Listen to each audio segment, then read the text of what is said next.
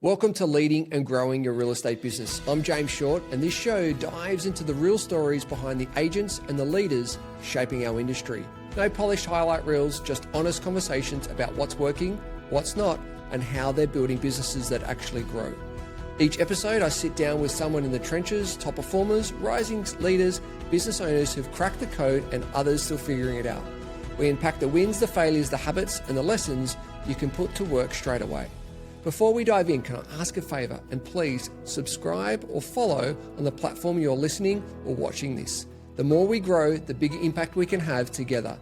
And thank you. Let's get started. Welcome back to another edition, and ladies and gentlemen, strap yourselves in because we have an amazing guest all the way from the US. Andrea Gordon is a distinguished real estate professional with extensive experience in the Bay Area market. She's committed to redefining perceptions of realtors through her authentic approach to the industry. As the host of Realizations podcast, Andrea combines her expertise with heartfelt conversations to offer listeners a fresh perspective on real estate, the challenges professionals face, and the inspiring stories that shape the industry. Honored and privileged to have you on the show. Welcome.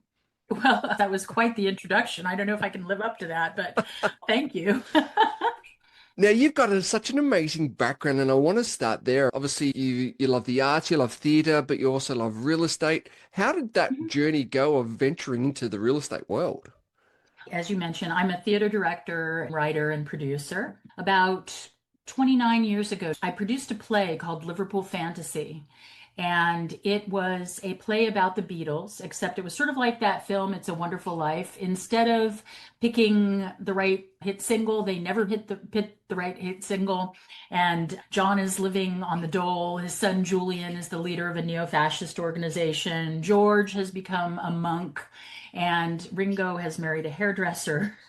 And Paul has become a lounge singer. And he's coming back through Liverpool on a bus and truck tour. They all meet up at John's flat and rehash everything that night. Anyway, the play got rave reviews. It ended up getting incredible reviews in the gay press. Of course, all of us back then were worried that Paul and John were a gay couple, and it was all very titillating and all that. Anyway, end result of that was it came out at the exact same time as the Beatles anthology. And the main reviewer for the main paper in San Francisco wrote the most important review in rhyming couplets, using all Beatles song titles to absolutely excoriate me. It was unbelievable. Wow. Our audiences went from being full to almost nobody. I was super pissed off because it was a beautiful show. It was gorgeous. Everybody in it was marvelous.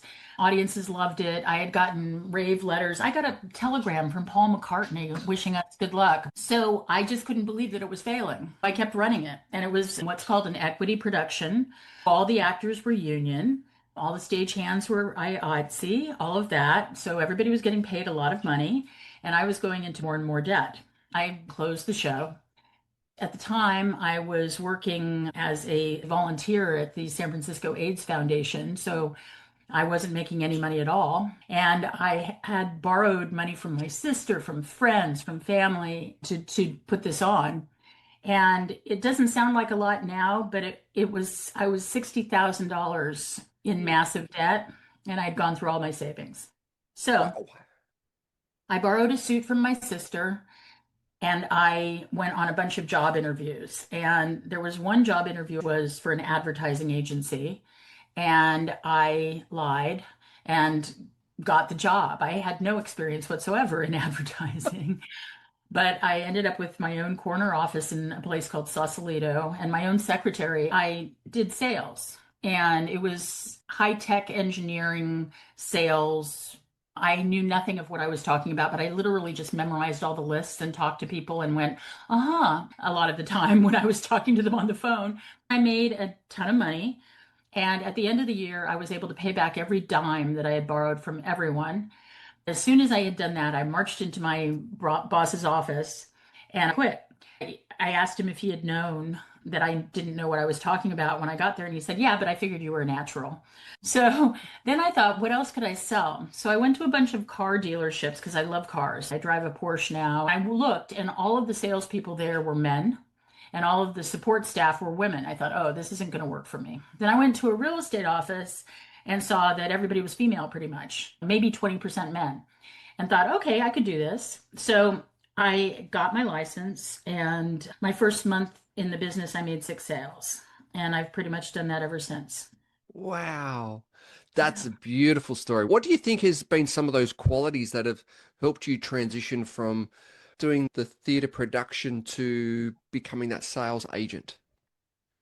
I wrote a book that's going to be coming out this year called Realizations, just like my podcast. In it, I talk about how theater and real estate are analogous skill sets for a wide variety of reasons. I'm in a PhD program right now, taking one class at a time. I'll be 80 by the time I get it, but I learn stuff all the time. I learned a word the other day called kairos.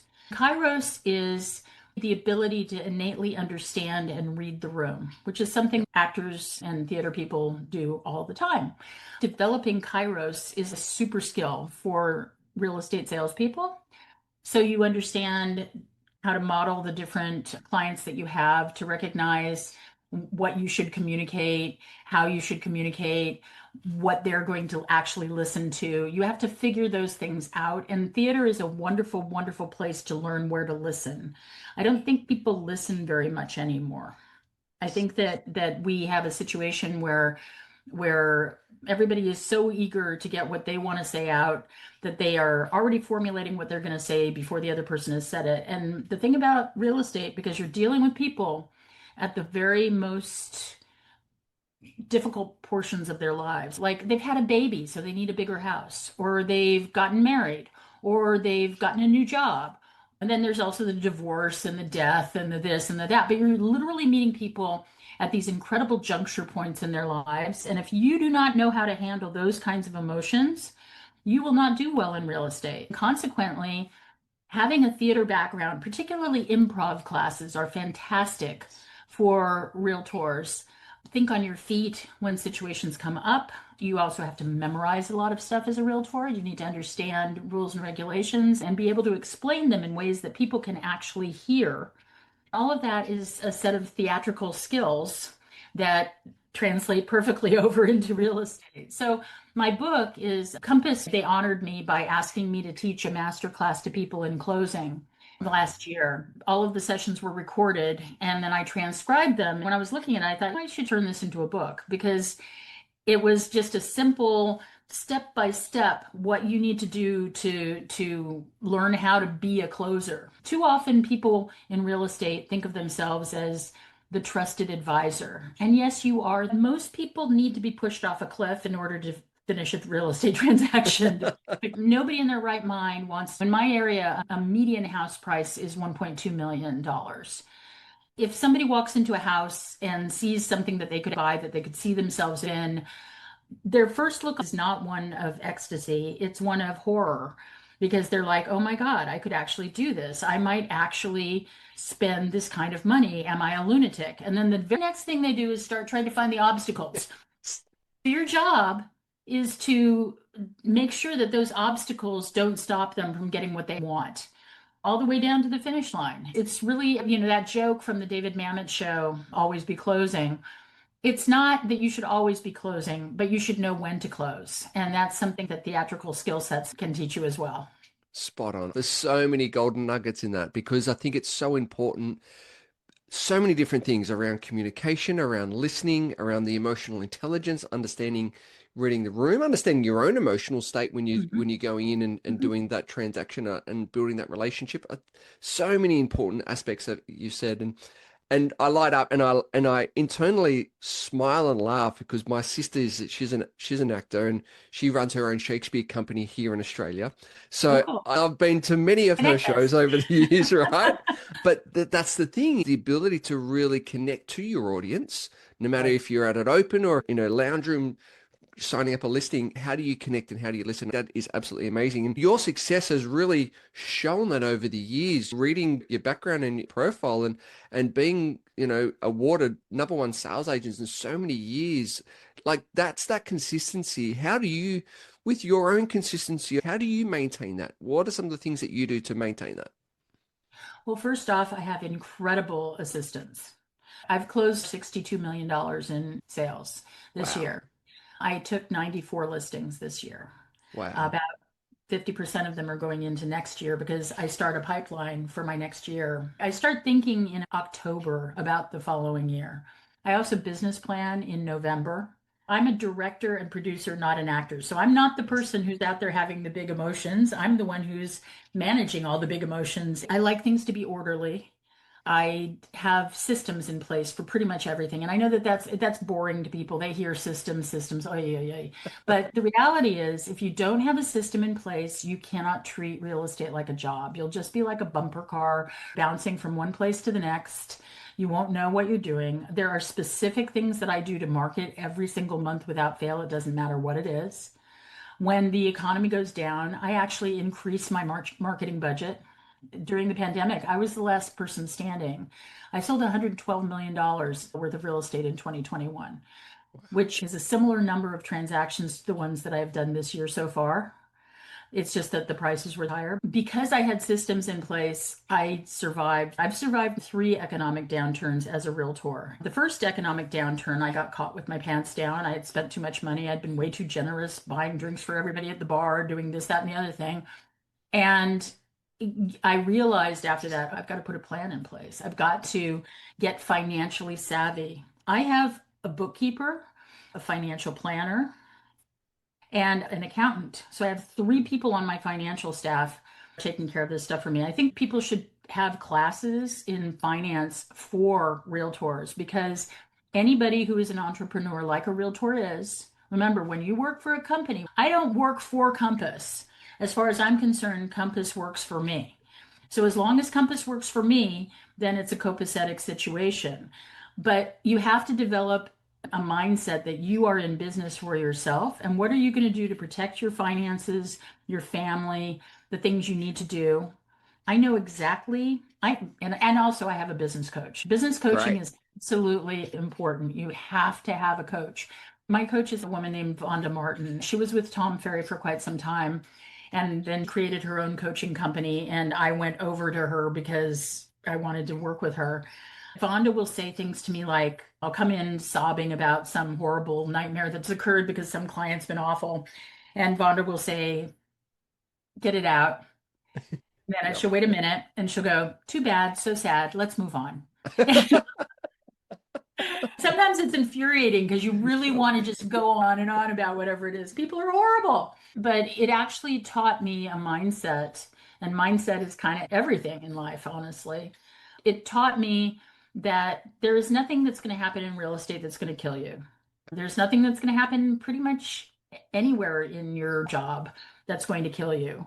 The things that will kill you will be like a bus or a mountain or disease. So get over it. And people, you're meeting people at their very worst. Even if it's something good that's happening, they're incredibly nervous and anxiety ridden and don't know how to properly bottle up their emotions. You're a place where they can let that out. So you have to develop a thick skin. Going back to theater, I interviewed all the time for directing jobs. I got 1 out of every 3 jobs I went for. That was fantastic. But I didn't get every job that I went for. And you have to develop the ability to shake yourself off and just move forward. Systems are absolutely the most important thing in terms of being financially successful in real estate and diversifying your portfolio. You have to learn about all of it. It will help you in dealing with your clients because your clients generally, when somebody can afford to buy $1 million or $2 million property, they've done pretty well for themselves. They are going to be financially astute and sophisticated, and you need to meet their level of sophistication. If they ask you a question about interest rates, you need to know that mortgages don't necessarily go down when the interest rate goes down because they're tied to the bond. You need to understand what the bond market is because you need to be able to talk intelligently and coherently with your folks about these kinds of things. So true. Now, you mentioned something that really sparked my interest, which is your team. Not just your assistants, but also the accounting, the financial team. Amazing coach, absolutely incredible. Talk to me about finding your team, so recruiting, but then also retaining. What's your thoughts and strategies around that? I am a veteran of an almost Seinfeld episode of listing coordinators. So, what happens when you get assistants is It's usually a young person who is extremely interested. A lot of people want to know how I do what I do. So they want to work with me so that they can figure out everything so that in 6 months they'll be more successful than I am. I understand that. If they're not hungry like that, you don't even want to work with them. But the problem with that is they will stay with you for 2 years and then they're going to move on. So you always have to be recruiting people for that job. It's not something that you can expect somebody to stay in. If somebody stays in that job, they have no ambition. And if they have no ambition, they are not going to be hungry to help you. I had one assistant who was leaving the real estate business and she was older and she was great in many, many ways. She also, was, a party girl on the weekends and Mondays were useless, but she was worth it in many ways. And she stayed with me for like 8 years. And that was too long, I realized, because we got into a groove around what she was doing. But my business took off more after she left. She went back to graduate school and became a forensic accountant, specializing in high profile financial trials all across the country and probably makes more money than you and me put together. She was brilliant. She was great. Then I had another assistant that lasted for like 5 years whose heart wasn't really in it. She was really competent, super smart, really liked her. She loved Burning Man and was an artsy person and wanted to work with homeless people. She sort of regarded what I did as me being the Antichrist on some level. But I pay very well to people. That's the other thing. When you have assistants, whoever it is you're working with, pay them very, very well. That's an important thing to do. In any case, I actually went to her about a month before I let her go and said, I'm going to fire you. I'm not firing you because you're not good. I'm firing you because you need to do something with your life that's better than this. You will be unhappy. I don't want you turning around when you're 40 years old and saying, I didn't live my life and Andrea Gordon was the fault behind it. I let her go at that point, and I know she was pissed off because it was a good paying job. But I also know that she now works in the nonprofit sector doing what she should be doing. You got to follow your bliss, as Joseph Campbell would say. You need to be doing what makes you light up. If you're not, don't do it. Life is really short. Absolutely incredible piece of golden nuggets of takeaway action items for people. Hopefully everyone's got their pen and paper out and taking some amazing notes. Andrea, we've got our 60-second quiz to find out a little bit more about our guests. Are you willing to play? Of course. What's your favorite movie? Babette's Feast. Favorite food? Mac and cheese. Love it. Favorite holiday destination? I'd have to say Edinburgh. Do you have a morning and an evening routine? I am a creature of great routine. Do you have a most embarrassing moment? Oh my. When I was in college, tube tops were very, very popular. And I was going out to lunch with a young man that I had an enormous crush on. As I walked out of the restaurant, I realized that my top had been down around my waist for the entirety of the luncheon and no one had said anything. How's that for embarrassing? If you could choose 5 inspirational people to have dinner with, dead or alive, who would they be?